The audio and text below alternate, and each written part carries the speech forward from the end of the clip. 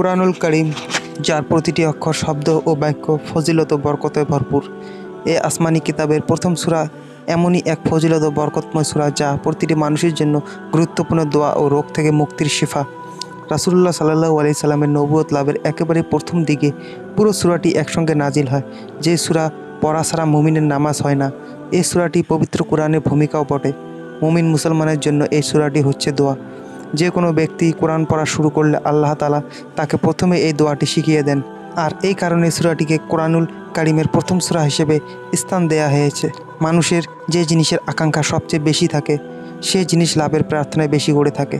দুনিয়াতে মানুষের যে জিনিসটি সবচেয়ে বেশি প্রয়োজন, তাহলে হেদায়েতে ও সঠিক পথ পাওয়া। আর তা পেতে হলে প্রয়োজন কোরআন অনুযায়ী জীবন গড়া। কোরআনের নেয়ামত লাভের দোয়াই হলো এ সূরা। পূজার সুবিধার্থে সূরাটির অনুবাদ তুলে ধরা হলো। সব প্রশংসা আল্লাহর, যিনি পুরো বিশ্বজগতের অধিপতি। তিনি পরম দয়ালু ও করুণাময়।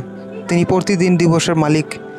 আর আমরা একমাত্র তোমাদের ইবাদত করি এবং তোমারই সাহায্য চাই। তুমি আমাদের সোজা হেদায়েতের পথ দেখাও। তাদের পথ যাদের প্রতি তুমি অনুগ্রহ করেছ, তাদের পথ নয় যার অভিশপ্ত ও পথভ্রষ্ট। সূরা ফাতিহা। সূরা ফাতিহায় শেফা মানব জাতির জন্য। কুরআন যেমন শ্রেষ্ঠ গ্রন্থ, তেমনি শ্রেষ্ঠ সূরাও।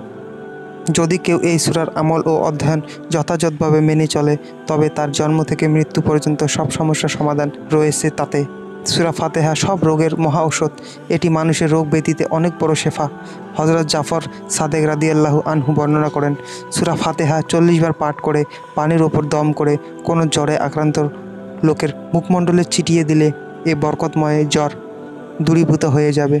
ফজরের নামাজের সুন্নত ও ফজর নামাজের মধ্যবর্তী সময়ে 41 বার এই সূরা পাঠ করে চোখে ফু দিলে চোখের ব্যথা দূর হয়। শেষ রাতে এই সূরা 41 বার তেলাওয়াত করলে আল্লাহ তাআলা রিজিক বাড়িয়ে দেন।